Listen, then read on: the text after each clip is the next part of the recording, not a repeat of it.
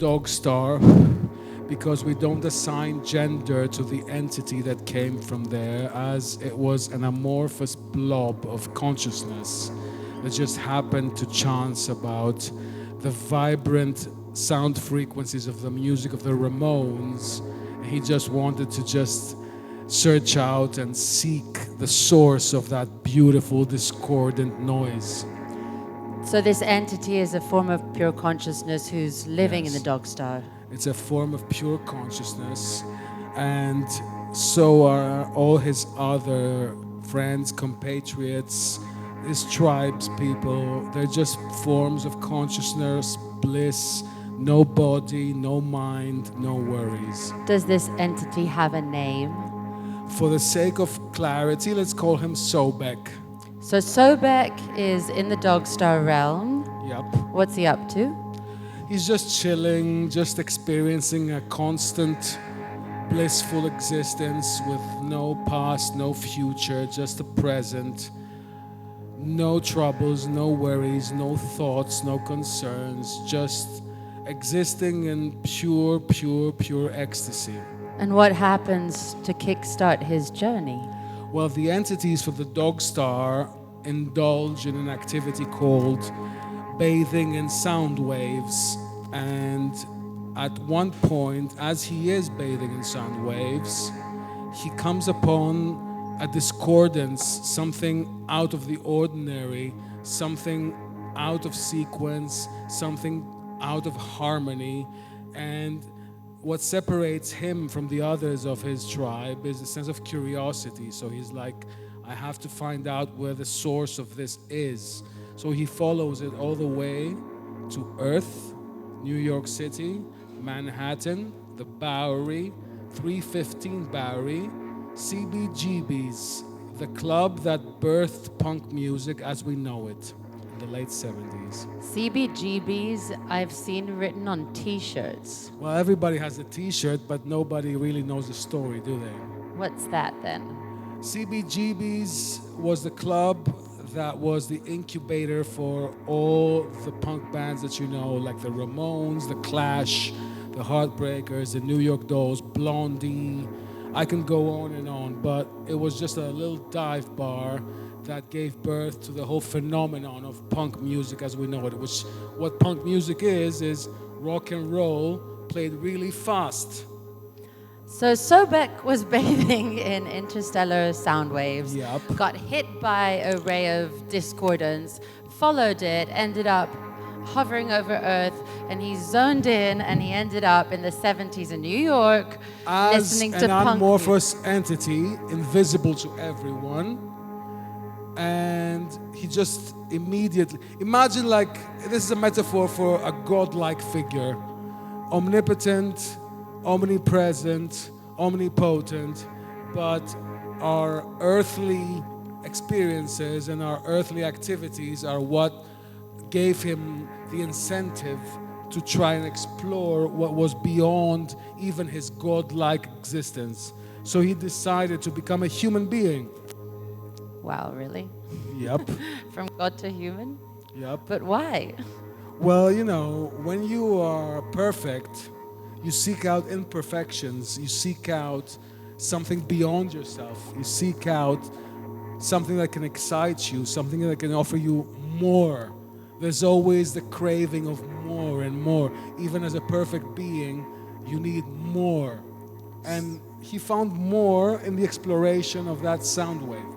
So, what was Sobek's human experience like? He landed at 315 Bowery, right outside of the CBGB's club, as an amorphous, bodiless, invisible entity.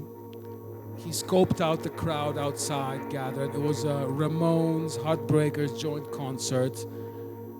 And he went at the alley behind the hotel right next to CBGB's, and by the data that he had collected, assembled a human body for himself through quantum entanglement, through spectrum analysis. So he became a fully fledged male human being, adult, in his like late 20s, early 30s, whatever you want to call it.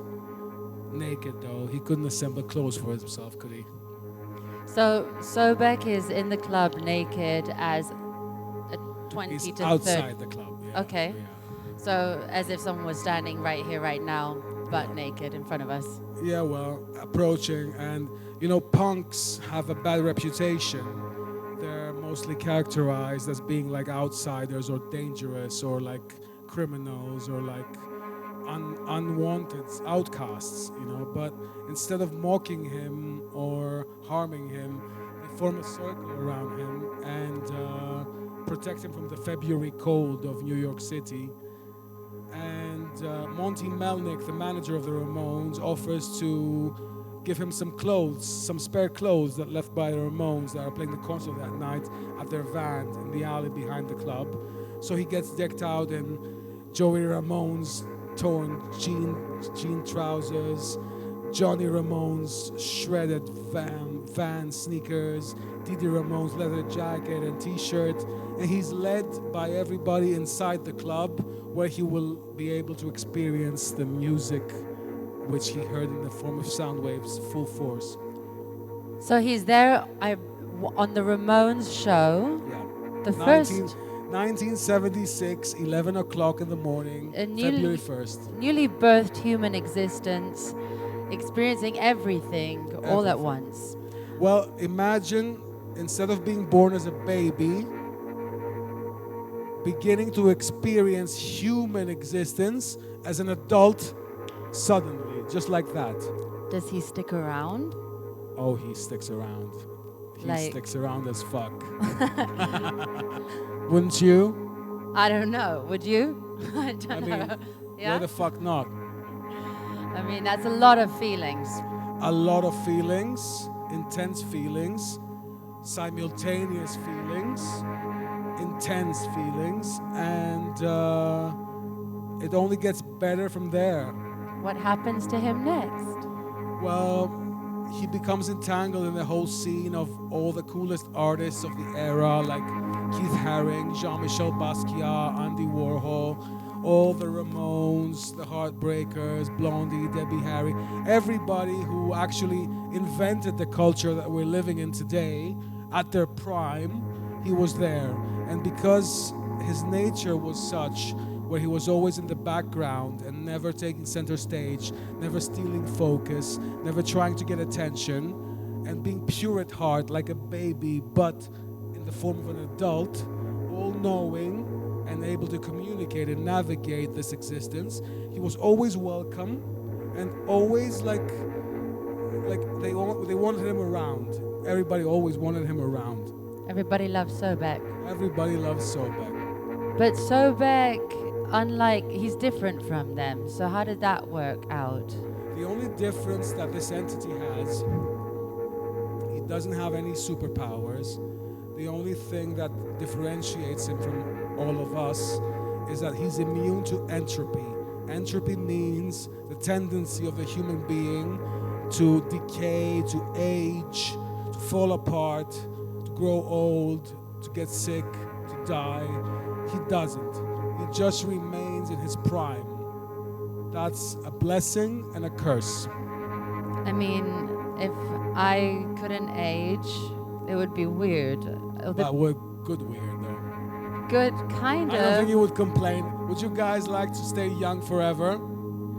right? But Who wouldn't?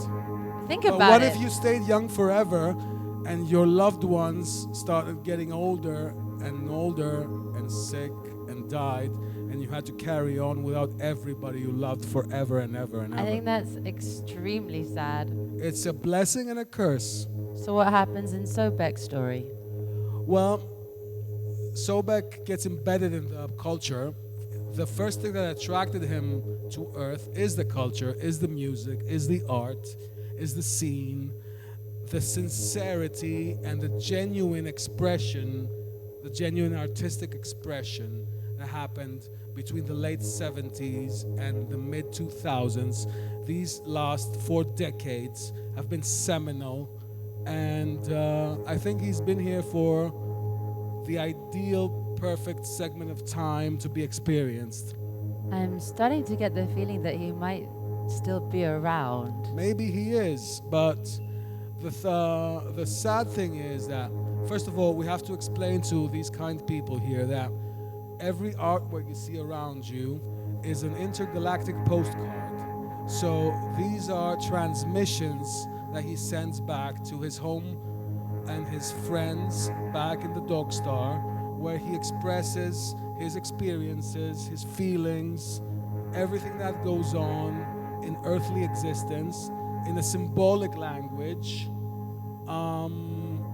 But as we already mentioned, as he was unaware of the concept of time, of the concept of decay, on the concept of loss, everything starts joyous and optimistic and happy and wow, awesome, to suddenly, like, unexpectedly nostalgic and melancholy and devastating, and basically everything you've all experienced in your life, just not gradually, but suddenly.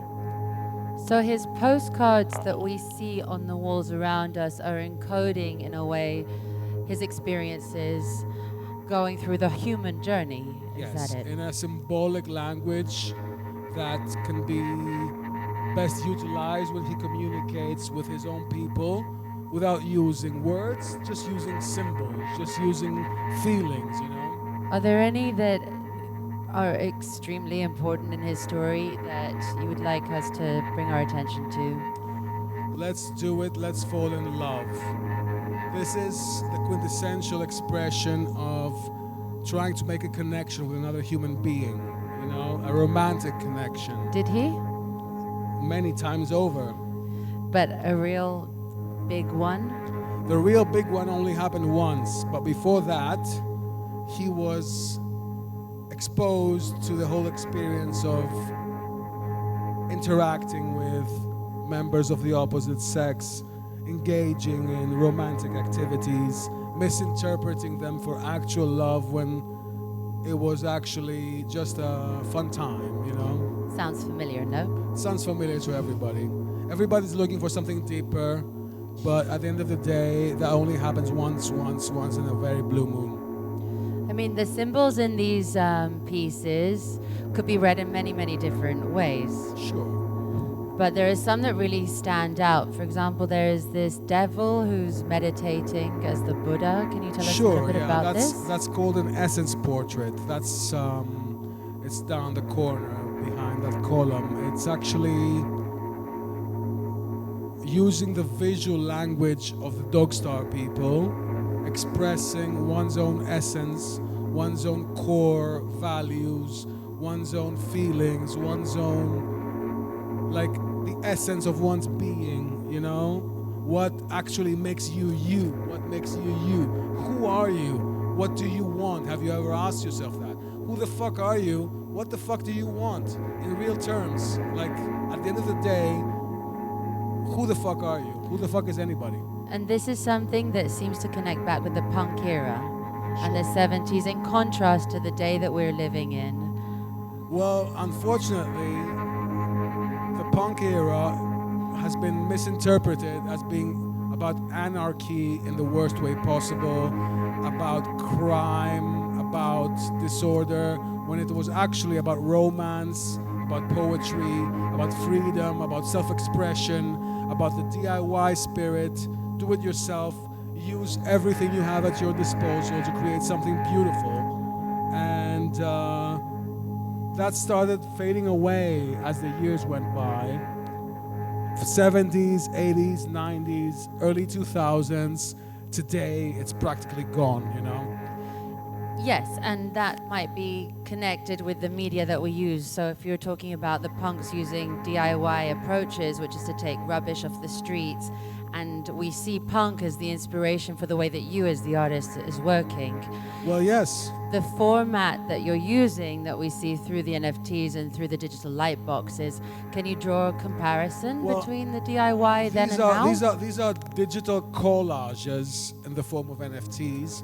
I've used the simplest, most asinine way to create a digital image available to a human being. And I just wanted to prove that you can make something profound, something meaningful, using the most basic tools available to you. I could have used elaborate 3-dimensional, 4-dimensional, fucking realistic bullshit CGI to create something that's realistic looking, but I wanted to create something that was identifiable with everybody's emotions, everybody's feelings, something that everybody could identify with. Simple things. Simplicity is the best expressed mode of communication. And the content of them is very simple, but when is. you put them all together, there's something very complex going on. And is this a sort of attempt to revive punk spirit, or is it a commentary on the way that we don't have it in our own daily lives anymore? I will be very honest with you, and I will be very honest with everybody here. This is me paying homage to everybody from the punk era, like the Ramones, like the Clash, like the Sex Pistols, like Johnny Thunders and the Heartbreakers, like the Talking Heads. You can name any band. They saved my life because they showed me that life is worth living. There's hope. There's beauty in garbage. I mean, even in a puddle of mud, you can see the stars reflected. Well, there's that old saying, we're all lying in the gutter, but only some of us are gazing up at the stars. Who was that? Or by Oscar Wilde, one of my favorites. And it's some of us, but it could be all of us. So it's a choice, isn't it? So let's go back to Sobek and the story. He has reached this moment of lack of, he's lost his lust for life. Is that? Well, to actually elaborate on that, he gets into the whole human experience. He has all the experience that we've all had: falling in love, having crushes, getting drunk, eating delicious food, listening to amazing music, watching fantastic movies, and it's all a fucking, it's a golden age for him from day one. But as time goes by, he starts experiencing loss. He starts realizing there's such a thing as death in humanity, such a thing as people going away forever. They're here today and they're gone forever tomorrow, forever and ever. And he can't grasp that concept. And that goes for loved ones, that goes for culture, that goes for art, that goes for everything. So loss is something that Dogstar entities were never familiar with. What does he do with his grief in that case? As the years go by and as the decades go by, although in the beginning everybody around him is doing drugs and getting drunk and all that, he doesn't need to, because just the sheer experience of human emotions is enough for him. He realizes why people do drugs, why people get fucked up, why people shoot heroin, and he becomes a junkie himself after the loss of his best friend Jean-Michel Basquiat, Andy Warhol, Keith Haring, Johnny Thunders. Everybody starts going and going and going. He's like, fuck this shit. I need to be numb. I felt enough.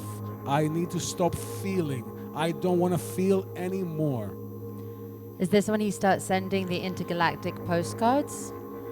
No, he sends intergalactic postcards from like the get-go, but they turn from enthusiastic, optimistic, hopeful, joyous into, more nostalgic, more desperate, sadder. And because he turned himself into a human being, he no longer possessed the capability to travel across space and time and to return to his planet. So he was desperately pleading with his friends through his postcards to come pick him up.